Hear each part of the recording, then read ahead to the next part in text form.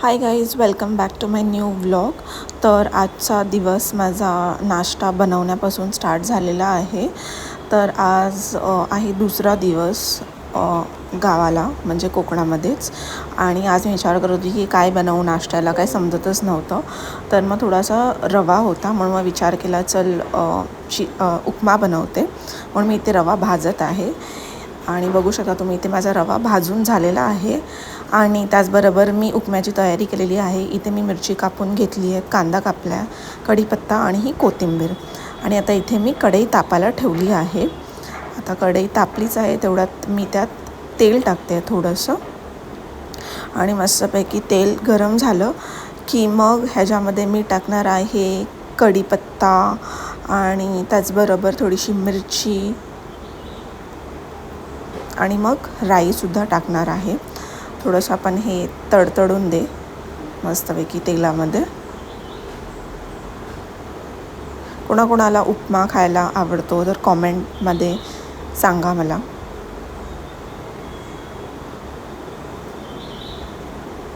मस्तपैकी हे भाजून घेऊया. आणि त्याच्यानंतर मग हे कांदा टाकूया. कांदा थोडासा असा रेडिश ब्राऊन होईपर्यंत त्याला मस्तपैकी तेलामध्ये भाजायचा आहे.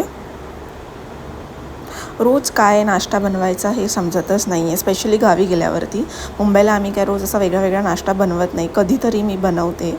बट गावाला गेल्यावर बाय डिफॉल्ट सकाळी नाश्ता बनवावाच लागतो. आणि गावाला ॲक्च्युली भूकसुद्धा लागते, म्हणूनच मग रोज वेगळा वेगळा नाश्ता असतो. आता ॲक्च्युली आम्ही तिघंच जण होतो म्हणून एवढं काय मला विचार करायला लागत नव्हता. पण जेव्हा खूप लोक असतात तेव्हा खूप क्वांटिटीमध्ये बनतं, प्लस वेगवेगळ्या व्हरायटीज बनवाव्या लागतात.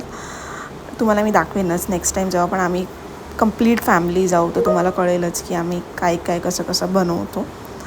पण आतासाठी मी इथे उपमा बनवत आहे. मी कांदा मस्तपैकी रेडिश ब्राऊन करून घेते. त्यात थोडंसं मीठसुद्धा ॲड केलं चवीनुसार आणि हळदसुद्धा. मीठ ॲड केल्याने फटाफट कांदा शिजतो. आणि थोडीशी साखर टाकल्यामुळे एक वेगळीच टेस्ट येते उपम्याला. आणि जर तुमच्याकडे वेगवेगळ्या प्रकारच्या कोणत्या भाज्या असतील, जसं की गाजर किंवा वटाणे, असं सगळं तुम्ही ॲड करू शकता. ते टाकूनसुद्धा मस्त होतो उपमा. पण माझ्याकडे काही अवेलेबल नव्हतं, जसं मी तुम्हाला सांगितलं. तर मी जे पण काही अवेलेबल आहे ते मी ॲड केलं आहे ह्याच्यामध्ये. आणि त्याचबरोबर आता मी ॲड करते ह्याच्यामध्ये पाणी. आता हे पाणी ॲड केल्यानंतर मस्तपैकी या पाण्याला उकळ येऊन दे, तोपर्यंत आपण हे मस्तपैकी शिजवून घ्यायचं आहे. मग उकळी आली की मग ह्याच्यामध्ये आपण जो भाजलेला रवा ठेवलेला होता तो आपल्याला ॲड करायचा आहे. ॲक्च्युली माझा फोनचं स्टोरेज पण फुल झालेला आहे, म्हणून माझा रेकॉर्डिंग करता नाही आलं जेव्हा मी रवा ॲड केलेला ह्याच्यामध्ये. पण आता मी ते ॲड केलं आणि थोडंसं असं शिजवून घेते आहे. मला ॲक्च्युली ह्याची कन्सिस्टन्सी थोडी चिकटच ठेवायची आहे, बिकॉज आम्हाला थोडासा चिकट उपमा खायला आवडतो. थोडासा एकदम चिकट मजा येते गरम गरम खायला. थोडासा ड्राय आवडत नाही आम्हाला खायला. तर असं काही माझा उपमा रेडी झालेला आहे. आता मी फटाफट नाश्ता करून घेतो आणि मग भेटतो तुम्हाला. तर गाईज, इथे आता तुम्ही बघू शकता की सुनील काकांनी किती मस्त पूजा केली आहे. हा आमचा देवारा आहे. असं काही सजवलं आहे काकांनी. आणि जर तुम्ही बघितलं तर काकांनी किती मस्तपैकी फुलांनी सजवलं आहे. मध्येच तुम्ही लक्ष्मीची मूर्ती बघू शकतात, महालक्ष्मीची. आणि बाजूला बाकीचे सगळे देव आहेत. तर असं काय काकांनी सजवून सकाळी पूजा केलेली होती. इथेच पाठी, आमच्या घराच्याच पाठी हे असं दत्तगुरूंचं आहे. आणि हे उंबराचं झाड आहे. इथे पण आम्ही पूजा करतो.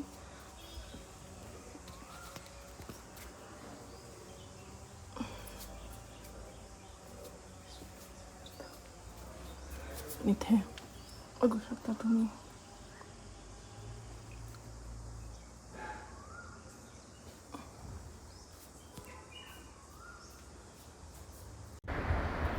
तर आता आम्ही निघालो आहे कुणकेश्वरला. आज असा काही प्लॅन नव्हता कुठे जायचा, तर प्रकाश बोलला चल आपण आलो आहे तर मग कुणकेश्वरचं दर्शन घेऊन येऊया. तर आम्ही आता निघालो आहे तिथे जायला. तर तुम्ही बघू शकता तिथे आजूबाजूला किती आंब्याच्या बागा आहेत. मस्त वाटतं एकदम व्ह्यू. आणि आम्हाला आमच्या घरापासून कुणकेश्वर जवळजवळ एक 45 to 1 hourच्या डिस्टन्सवरती आहे. तर आम्ही दुपारी 12 वाजताच निघालेलो तिकडे.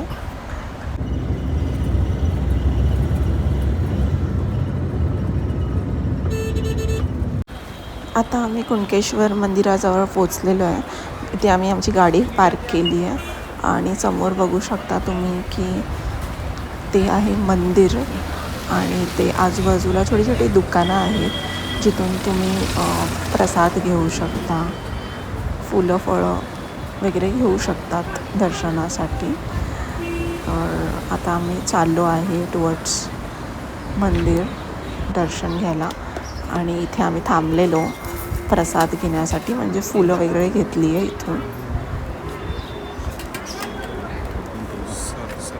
हे असं काही फुलांचं अगरबत्ती आणि नारळ होतं जे आम्ही इथून घेतलं. आजूबाजूला तुम्ही बघू शकता की इथे खूप सारे आंबे घेऊन विकायला बसली होती लोक. म्हणजे देवगड आंब्यासाठी फेमस म्हटलं आहे.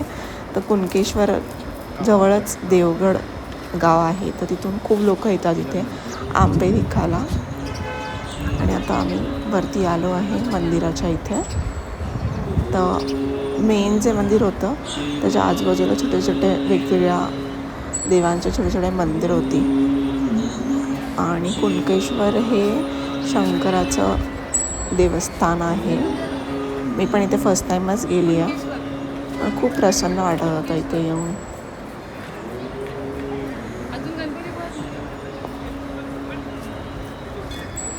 थोडीशी आम्हाला लाईन भेटली, म्हणजे एक 5 मिनटासाठी बोलू शकता तुम्ही. आम्ही लाईनीत उभं होतो.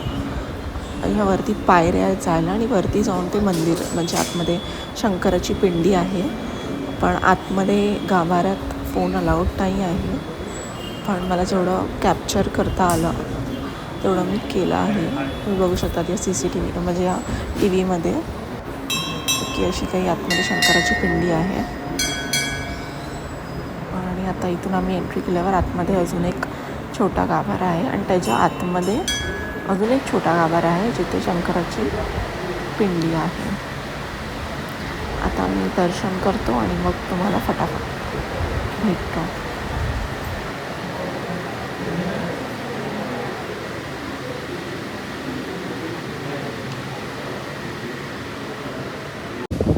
आमचं दर्शन झालेलं आहे आणि बाहेर येताच आम्ही बघतो तर काय समोर खूप मोठं समुद्र होतं. एकदम व्ह्यू मस्तच होता इकडचा. एवढं मोठं समुद्र तुम्ही बघू शकता. आणि एकदम साईडलाच आहे मंदिराला लागून इथे. आणि आजूबाजूला बघू शकता मंदिराच्या बाजूला असं काही आहे आणि हे मंदिर आहे. आमचं दर्शन झालेलं आहे आणि आम्ही आता निघालो आहे. तर येता येता मध्येच आम्हाला एक स्वामींचं मठसुद्धा दिसलं होतं. तर आम्ही विचार केला की कुणकेश्वराचं पहिलं दर्शन घेऊ आणि मग येता येता स्वामींचं पण दर्शन घेऊन मग रिटर्न येऊ घरी. मग आता आम्ही रिटर्न जाता जाताच मंदिर आहे ते मी तुम्हालासुद्धा दाखवेन. स्वामींचं खूप मोठं मंदिर आहे. तर आम्ही आता इथे पोचलेलो आहे स्वामींच्या मठात. इथे आम्ही आता गाडी पार्क केली आहे आणि आता स्वामींच्या मठात आम्ही दर्शन घेण्यासाठी जात आहोत. एक खूप मोठं मंदिर आहे, एकदम प्रशस्त आणि खूप प्रसन्न वाटलं इथे आल्यावरती. आम्ही अगोदर पण एकदा येऊन गेलेलो, म्हणजे गावी आलेलो तेव्हा असंच फिरत फिरत आलेलो. आम्हाला सुनील काकांनीच सांगितलं होतं की इथे एक मठसुद्धा आहे स्वामींचं. तर आम्ही असंच लास्ट टाईम पण आलो, आम्हाला खूप आवडलं. आणि आता अनायासी आम्ही कुणकेश्वरला जात होतो तर त्याच ऑन द वेच होतं हे मठ. म्हणून विचार केला की येता येता दर्शन पण घेऊन येऊ. आणि आता आम्ही इथून वरती जात आहोत मठाच्या दिशेने. हे बघा किती मस्त आहे, मोठा आहे मठ एकदम.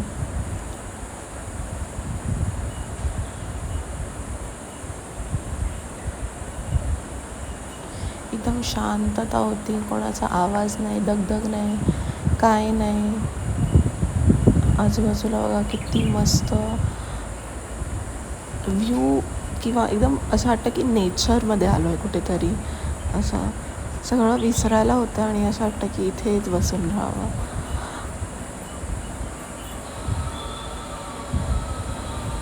आतमध्ये गेल्यावर तुम्ही बघालच की एका साईडला महालक्ष्मीची मूर्ती आहे आणि त्याच्याच बाजूला गणपती बाप्पांची पण मूर्ती आहे छोटीशी, आणि मध्येच तुम्ही बघू शकता हे स्वामींची मूर्ती आहे. आणि लोक येऊन इथे बसतात सुद्धा. आज गुरुवार नव्हता म्हणून एवढी काही गर्दी नव्हती. ही बघा गणपतीची मूर्तीसुद्धा आहे इथे. आणि एका साईडला तुम्ही बघू शकता की इथे स्वामींचं स्वरूप पण देवीच्या रूपात आहे ते.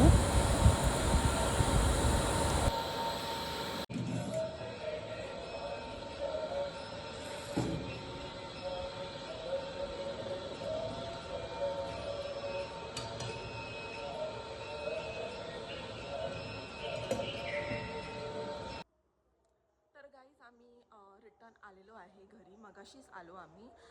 येता येताच आम्ही हॉटेलमध्ये जेवून वगैरे आलो आणि असं डिसाईड केलं होतं आम्ही सकाळी की आम्ही काहीच घरी जेवण बनवणार नाही आज, बिकॉज खूप थकलेलो होतो.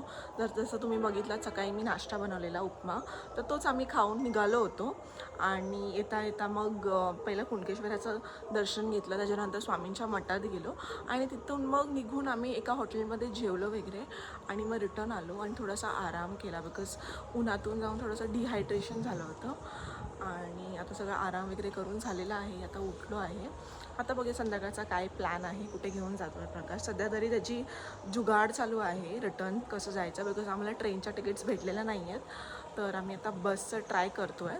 तर मोस्ट प्रॉब्ली ते झालं पाहिजे आणि त्याच्यानंतर बघूया काय करायचं ते इव्हनिंगला. तर आतापर्यंत तुम्हाला जर माझा व्हिडिओ आवडला असेल तर लाईक करा, शेअर करा, कॉमेंट करा आणि सबस्क्राईब करा.